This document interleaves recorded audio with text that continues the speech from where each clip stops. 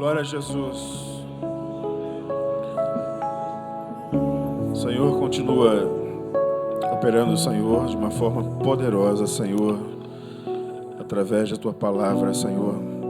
Teu servo seja um instrumento para a glória do Teu nome, em nome de Jesus. Amém, Senhor. Saudamos a todos com a paz do Senhor.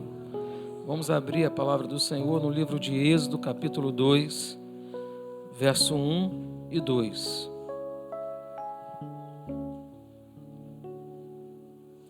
Vou ler na versão NVI, Êxodo, capítulo 2, verso 1 e 2.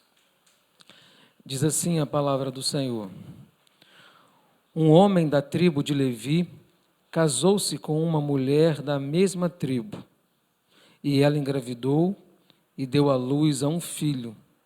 Vendo que era bonito, ela o escondeu por 3 meses. Assentados, irmãos. Nosso assunto nesta manhã é mães em tempos de crise. O texto que nós lemos fala a respeito da história de Moisés. E nós precisamos entender o contexto daquele período, de quando tudo aconteceu, quando Moisés nasceu. E no capítulo 1 do livro de Êxodo, nós vamos ver que o povo estava debaixo do jugo do Egito. Havia uma opressão ali do Egito com o povo de Deus. O povo de Deus estava já sendo escravizado, o povo de Deus já estava sendo oprimido, mas o faraó, o Egito, tinha medo daquele povo crescer, ficar forte e poder batalhar contra os egípcios e vencerem. Então o faraó, ele tem uma ideia de que é necessário fazer com que aquele povo seja destruído, ou seja, pare de crescer e fique escravo do Egito por o resto da vida. E a estratégia de faraó foi a seguinte: vamos fazer o seguinte, todo menino que nascer deve ser morto no parto. As parteiras devem matá-lo no parto para que ele não cresça. E assim nós faremos com que o povo hebreu seja aniquilado. Porque as meninas hebreias nascerão e terão que se casar com os egípcios. Então a estratégia dele era fazer com que os hebreus não prosperassem mais, que eles fossem realmente ficar escravos durante muitos anos ali. E ele chama as parteiras e diz para as parteiras hebreias o seguinte: se nascer menina, preserva a vida. Se nascer menino, mate. E aquelas parteiras, o povo hebreu sempre foi um povo temente a Deus. Às vezes se desviava para lá, se desviava para cá, mas tinha temor a Deus. Aquelas hebreias, então, aquelas parteiras, com temor a Deus, não fez o que Faraó queria. Então, o Faraó dá uma outra ordem: mate todos os meninos com a idade de 2 anos, joga no rio Nilo, e eles vão morrer. Não poderia ter nenhuma criança do sexo masculino no acampamento dos hebreus. Então, este era o cenário que estava acontecendo ali quando Moisés vai nascer. E aí, irmãos, nesse cenário, o texto que nós lemos fala de um homem da tribo de Levi, casou-se com uma mulher da mesma tribo. O nome desta mulher é Joquebede. Casou-se com Joquebede da mesma tribo, ou seja, da tribo de Levi, e ela engravidou. Então, eu quero que os irmãos parem para pensar aqui comigo que 2 coisas nós temos que chamar a atenção aqui. A primeira é a ousadia desse homem, desta mulher, de casar naquele período sabendo de uma sentença de juízo. sabendo que, se eles tivessem um filho e fosse menino, eles teriam que matá-lo. Não teria outra alternativa, era a determinação de Faraó.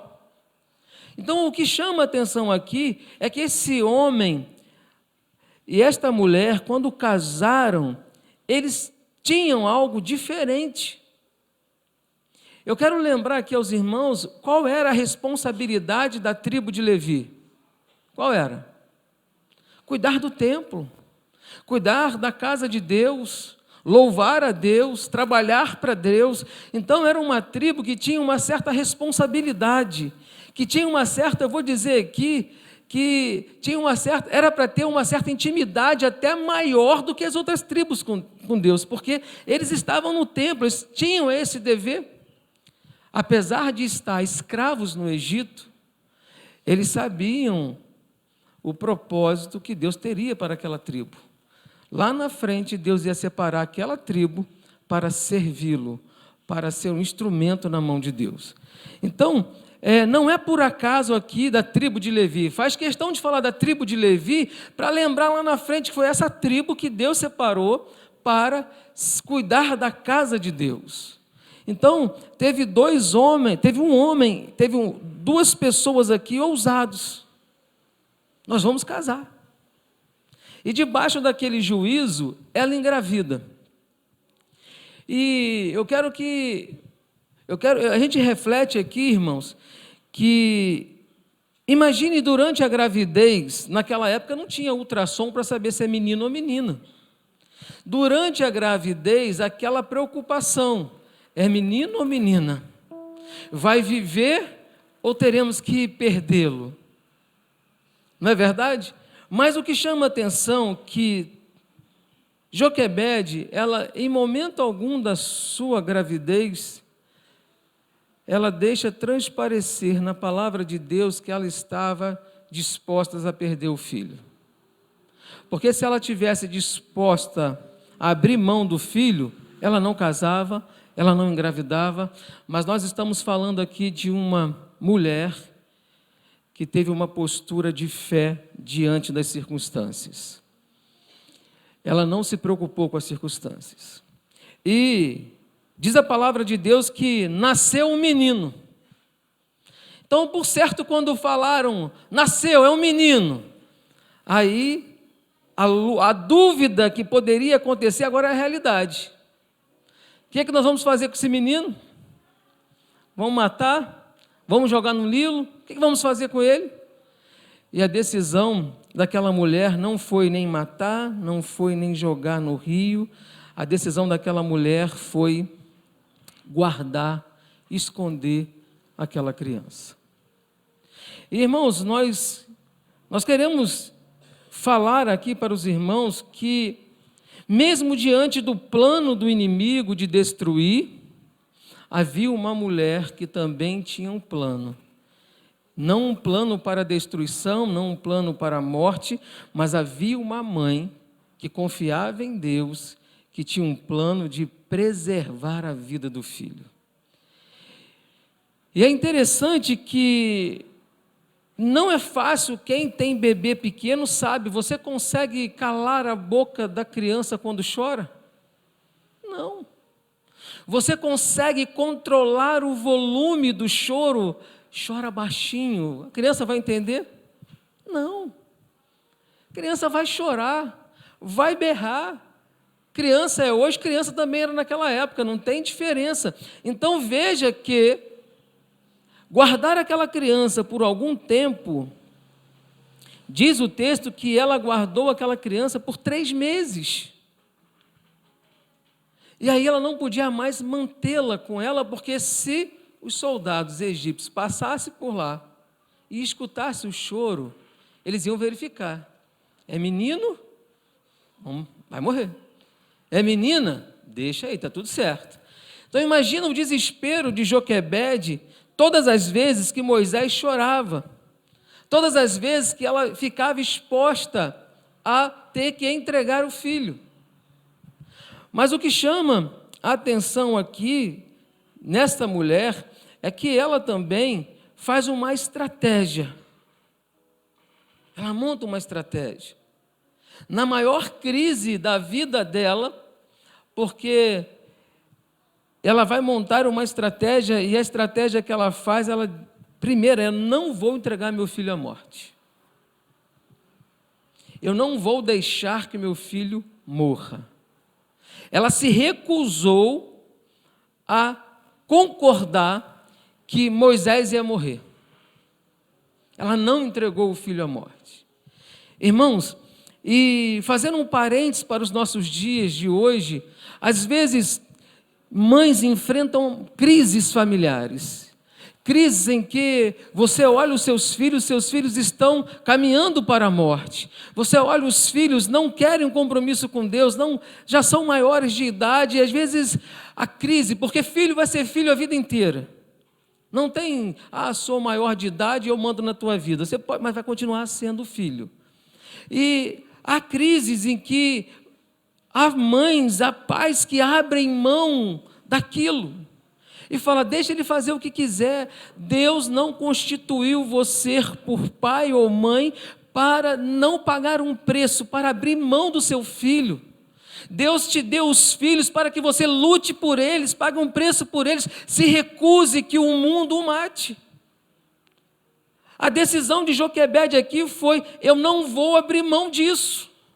Eu não vou abrir mão dos meus filhos. E ela não pegou. Às vezes a gente não quer abrir mão, mas a nossa atitude é de querer obrigá-los a fazer. Não, nós temos um Deus que quando nós oramos, Ele ouve a nossa oração. Quando nós botamos o joelho no chão, Deus trabalha. E ainda que nos nossos olhos nós não contemplamos aquilo que esperávamos contemplar, Deus não dorme, Deus está no controle da situação.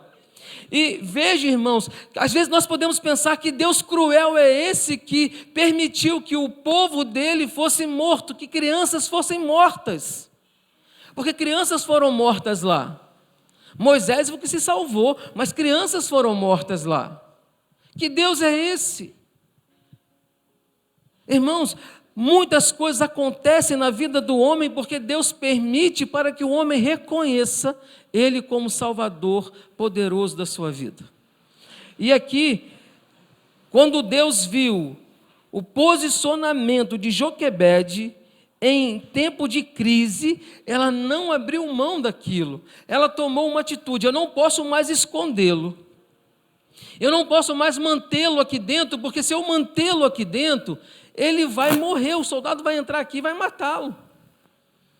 Imagina uma criança de 2 anos que você consegue segurar num lugar quietinho? Não consegue. Então, Joquebede, ela prepara, diz a palavra de Deus, no capítulo 2, a partir do verso 3, diz assim, quando já não podia mais escondê-lo, pegou um cesto feito de junco e o vedou com pinche e betume. Então, ela começou a fazer ela pegou um cesto de junco e ela começou a betumar esse cesto. Ela começou a preparar algo, eu vou colocar meu filho no Nilo. Eu não tenho outra escolha, mas eu vou fazer algo para preservá-lo, eu vou fazer algo para guardá-lo, eu vou fazer algo. Sabe que Deus tem poder lá na frente para enviar alguém para pegá-lo, para protegê-lo. Irmãos, Joquebede, por certo, ela já havia observado que a filha de Faraó ia se banhar no rio.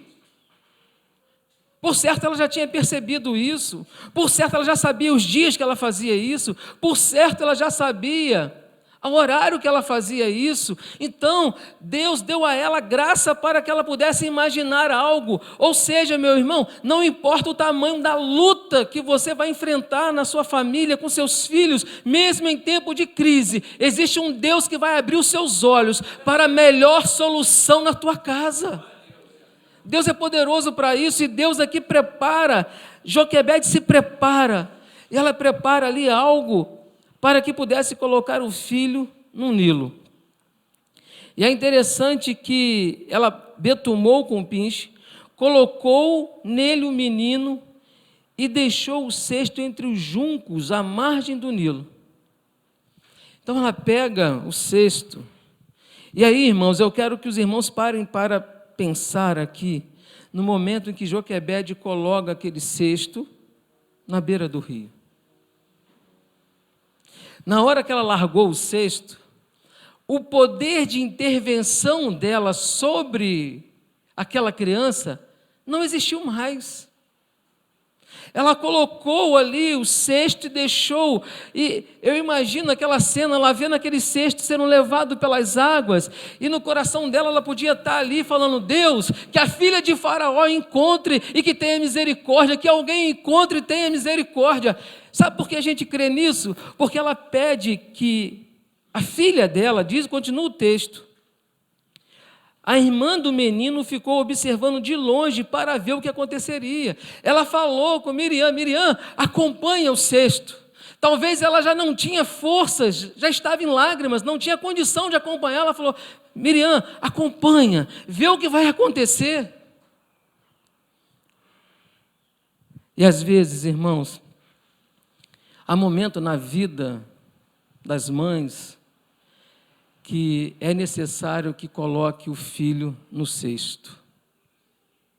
Eu quero dizer para você que seu filho, ainda que ame você, vai chegar uma hora que ele vai entrar no cesto, você vai colocar no cesto e ele vai ter que seguir. Ele vai prosseguir. Às vezes nós queremos segurar os nossos filhos, queremos cortar as asas, queremos impedir que ele cresça, que ele evolua, e nós queremos ter sempre aquela criança, aquele bebê do nosso lado, controlando. Mas essa fase acaba.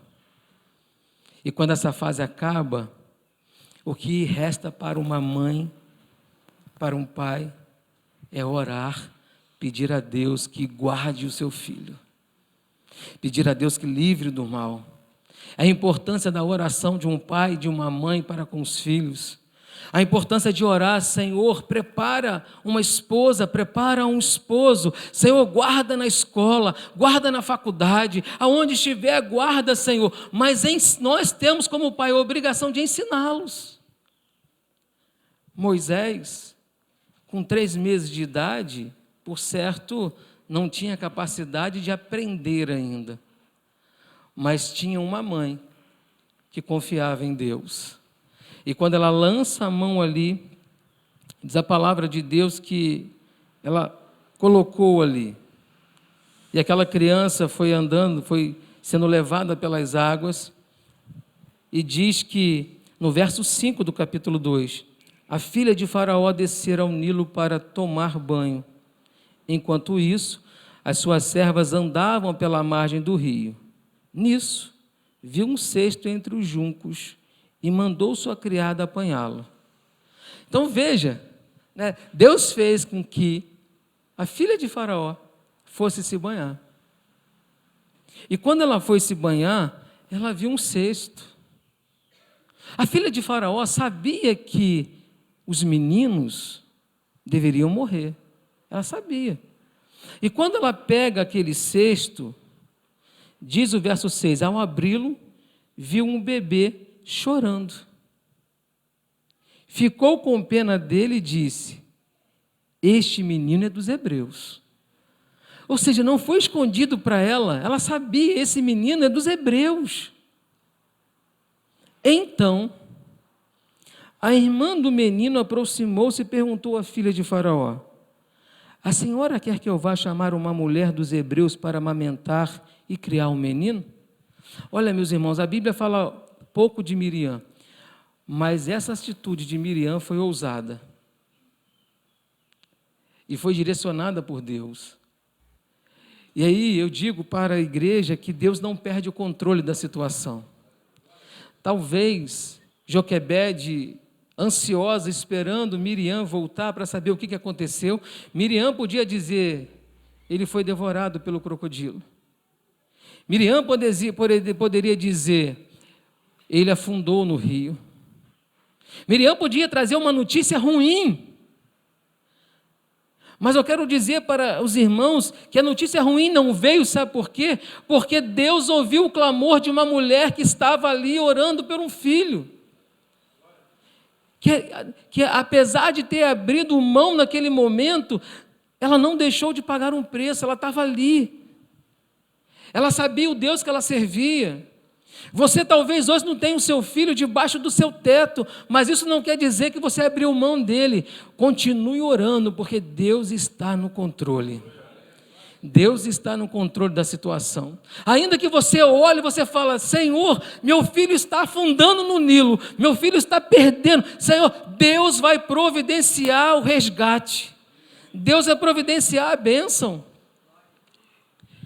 E Miriam chegou ali no momento, irmãos, que Miriam percebeu que a filha de Faraó olhou para o menino, entendeu que era hebreu, mas ao mesmo tempo ela percebeu que a filha de Faraó gostou daquela criança. E de imediato ela falou: se você quiser de alguém para cuidar dessa criança, eu arrumo alguém que pode amamentar e cuidar para você. Irmãos, aí eu paro para imaginar, ilustrar, que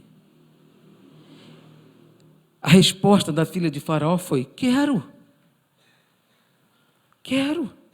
Respondeu ela, verso 8, e a moça foi chamar a mãe do menino. Então veja, Miriam volta correndo.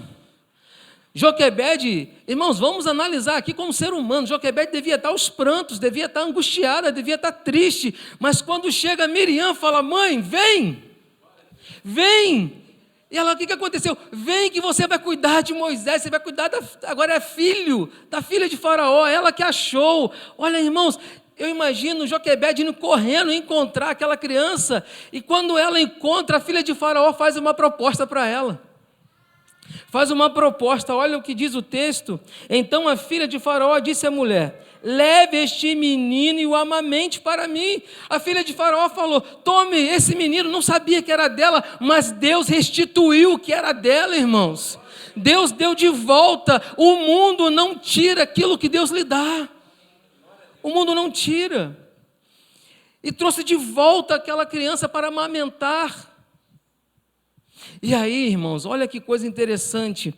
E aí, Joquebede agora tem a oportunidade. Ela sabe que, se falar que Moisés é filho dela, ele vai morrer. Ele é hebreu. Então, olha o que o texto continua dizendo. A mulher levou o menino, Joquebede, amamentou. Tendo o menino crescido, ela levou a filha de Faraó, que o adotou, e lhe deu o nome de Moisés, dizendo: porque eu o tirei das águas. Então, ela leva o menino já crescidinho. Ela amamentou o menino. Por certo, irmãos, ela devia estar ali enquanto cuidava do filho, enquanto amamentava o filho, ela começou a ensinar o filho, a demonstrar o que ele era, que nós vamos ver que lá na frente, Moisés, quando ele é príncipe do Egito, ele descobre que ele é hebreu. Por quê? Porque houve um ensino. Houve ali uma identidade criada.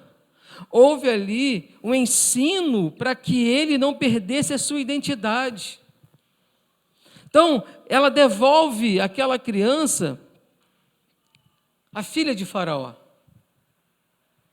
E diz a palavra de Deus que Moisés foi criado no Egito. Os irmãos sabem quantos anos Moisés ficou no Egito? Sim ou não? Ele ficou 40 anos ali sendo criado pela filha de Faraó. E 40 anos de idade dá para aprender e desaprender muita coisa. Mas ele não esqueceu a origem dele. A origem dele estava tão entranhada nele, porque Joquebede não se revelou: eu sou sua mãe. Não, ela não podia falar isso. Ela apenas foi aquela que amamentou. A mãe para ele era filha de Faraó. Nesse período, ele foi criado como filho da filha de Faraó, príncipe do Egito. Mas o sentimento, aquilo que foi semeado, aquilo que foi colocado, a bênção que foi colocada, a palavra que foi colocada na sua vida, uma hora brotou. Às vezes você pode falar para o seu filho, entra num ouvido, parece que sai no outro. Mas eu quero dizer para você, mãe, para você, pai, as palavras de bênção que são ditas, elas vão brotar da mesma forma que palavra de maldição. Às vezes você amaldiçoa sem perceber. Seu burro, seu lerdo, seu não sei o que lá, isso é maldição. Agora, quando você abençoa, o fruto você vai colher também. Uma hora vai brotar o fruto. Moisés já era um adulto, lá no verso 11, diz assim: certo dia, sendo Moisés já adulto, foi ao lugar onde estavam os seus irmãos hebreus e descobriu como era pesado o trabalho que realizavam. Viu também um egípcio espancar um dos hebreus, correu a olhar por todos os lados e, não vendo ninguém, matou o egípcio e escondeu na areia. Aqui Moisés viu o sofrimento dos hebreus, ele sentiu dor, ele sentiu sofrimento. Por que ele sentiu isso? Porque ele sabia que tudo aquilo que foi ensinado brotou ali. Eu sou hebreu. Eu sou hebreu. Irmãos, e daqui para frente, nós vamos ver que Moisés sai do Egito. Moisés vai para o deserto. E lá no deserto, Moisés pastoreava o rebanho do seu sogro, Jetro, e um dia ele vê a sarça pegando fogo, mas era um fogo que não consumia a sarça, e ali Deus começa a se revelar para Moisés. Obrigado, meu irmão. Todo o projeto que Deus tinha para Moisés, todo o plano que Deus havia criado para Moisés. Agora, isso foi possível porque houve uma mãe que, em tempo de crise, ela soube se posicionar, ela soube abençoar, ela soube orar, ela não desistiu, ela não ficou debaixo do jugo do inimigo, tem que morrer. Não, o inimigo continua hoje com o mesmo jugo, tem que morrer. Mas nós temos um Deus que garante a vida, que é poderoso, que zela sobre nós. E é interessante, irmãos, que lá em Hebreus, no capítulo 11, tem a galeria dos heróis da fé. E nós vemos que são poucas as mulheres que estão nessa galeria de heróis da fé. A maioria ali é homem. E lá em Hebreus 11, 23 diz assim: pela fé, Moisés, já nascido, foi escondido 3 meses por seus pais. Eu quero aqui exercer e falar um pouco da fé dessa mulher. Uma fé que não olhou as circunstâncias, uma fé que não olhou o momento, uma fé que não olhou a limitação dela, mas uma fé que ela sabia que Deus tinha poder para operar. E o texto continua dizendo: pela fé, Moisés, já nascido, foi escondido 3 meses por seus pais, porque viriam que era um menino formoso, e não temeram o mandamento do rei. Está lá registrado, no rol dos heróis da fé, Joquebede. Ela escondeu o filho, ela teve fé. Eu quero dizer para você hoje, mãe, que às vezes as lutas da vida dá vontade de abrir mão e dizer: eu não vou falar mais nada. Dá vontade de falar assim: deixa para lá, sabe, eu não vou me aborrecer mais. Mas eu quero dizer para você que às vezes o falar para o filho não vai resolver, mas o falar para Deus resolve. O entregar a Deus resolve. O depositar diante de Deus resolve. Tenha fé. Muitos estão aqui hoje com famílias, com filhos distantes. Muitos estão aqui hoje com filhos no mundo. Muitos estão aqui hoje com filhos que não querem ouvir falar de igreja. E às vezes você fala assim: já fiz de tudo. Talvez falte exercer a fé. A fé de quem crê num Deus que é poderoso.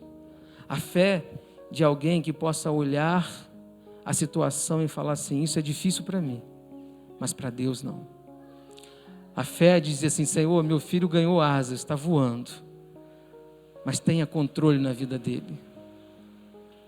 E aí não importa onde o seu filho vai estar, tenha fé que Deus está no controle de tudo. Ore a Deus pedindo: Senhor, controla, traz, Senhor, de volta. Como aconteceu com Joquebede, quando ela parecia que havia acabado. Talvez Joquebede falou: perdi o filho. Talvez Joquebede estava voltando para casa, angustiada, falando: Moisés, na época não era o nome Moisés, mas meu filho foi embora, eu perdi. Talvez lamentando à beira do rio Nilo. E dizendo: Senhor, tu fez o melhor. Quando Miriam volta dizendo: você vai amamentar, mãe. Você vai amamentar o meu irmão. Você vai amamentar aquela criança que você botou no rio aqui, você vai amamentar.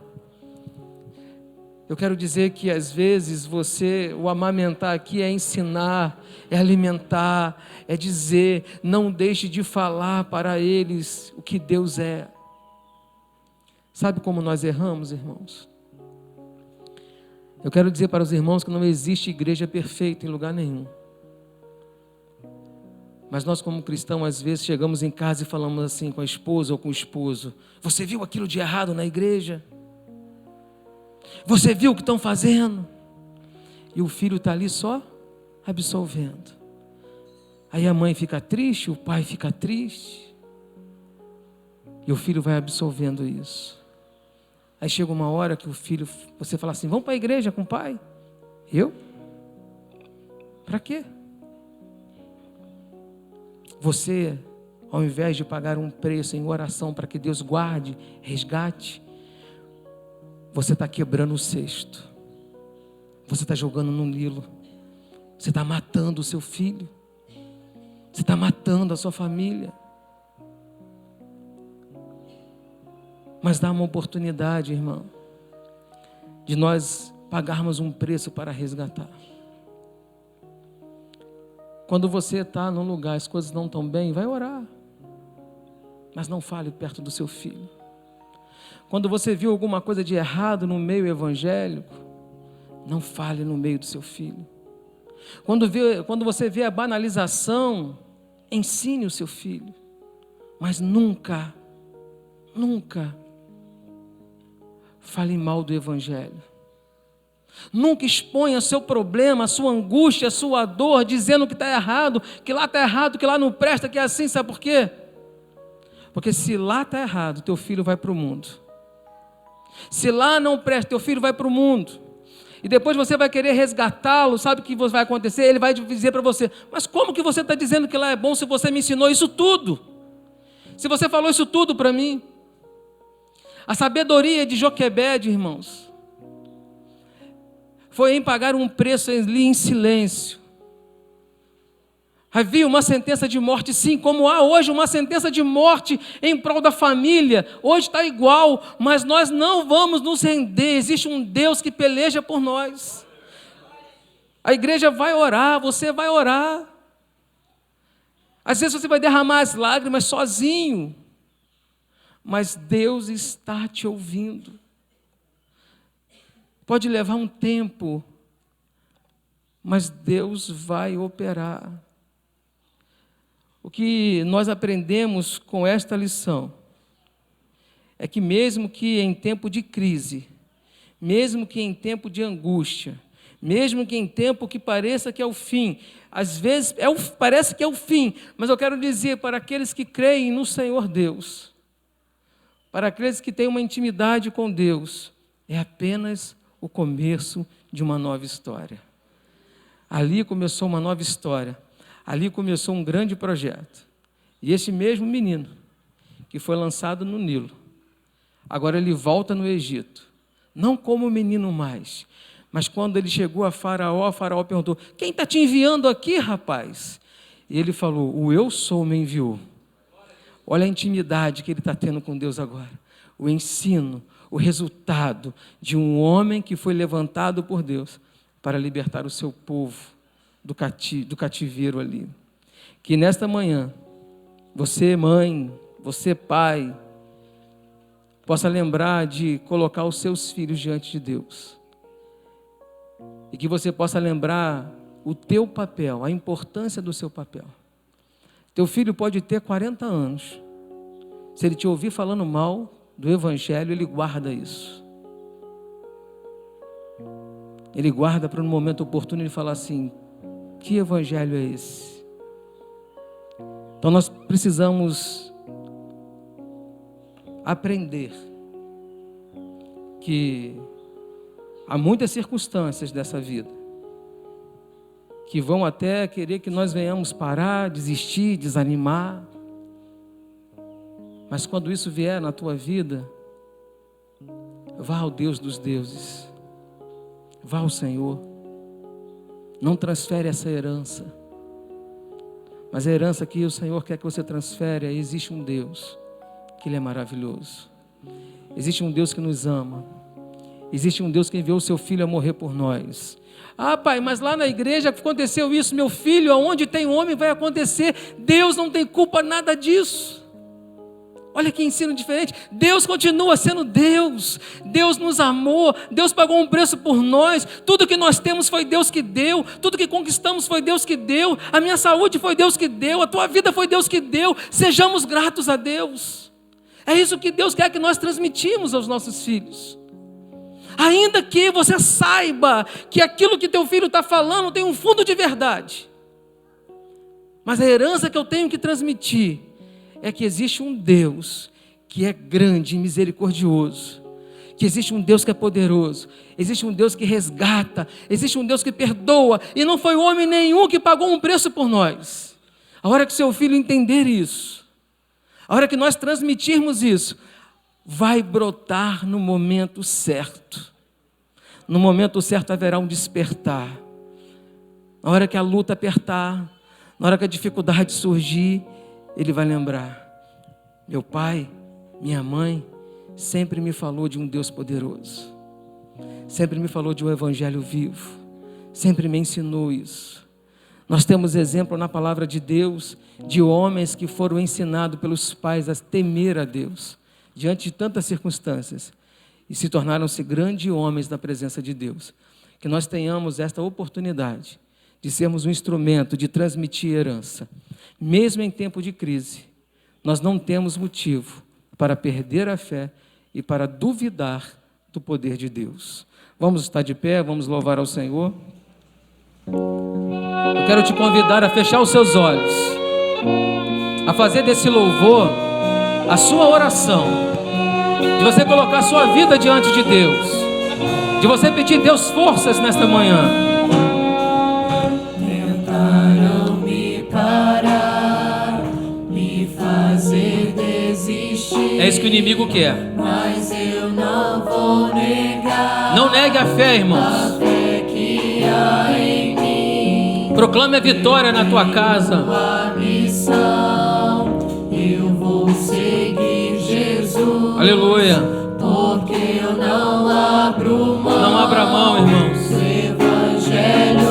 É esse evangelho, o evangelho da cruz. Que pedras venham contra Aleluia. E com palavras queiram me intimidar. Maior é aquele que está em mim. Com Jesus sempre vou me levantar. Eu olho pra Jesus, pro amor de Deus na cruz. Eu clamo Abba Pai, oh vem com seu poder. Eu olho pra Jesus, pro amor de Deus na cruz. Nada pode parar o autor da vida. Aleluia. Toda honra, toda glória seja dada a ti, ó Deus. Santo és o teu nome, Senhor. Tu és o autor da vida, Pai. Graças te damos, Senhor. Aleluia. Mesmo que pedras venham contra mim, Aleluia. e com palavras queiram me intimidar.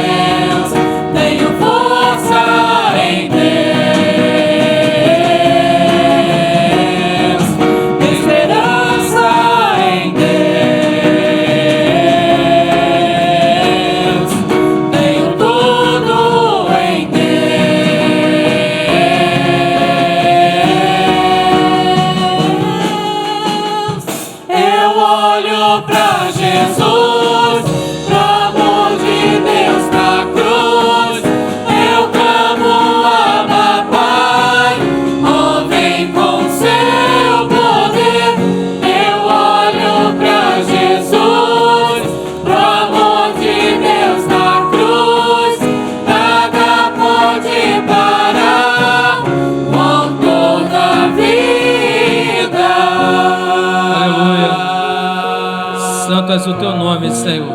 A igreja adorando ao Senhor. Aleluia. Santo és o teu nome, Senhor. Irmãos, muitas coisas podem nos tentar parar. As lutas dessa vida.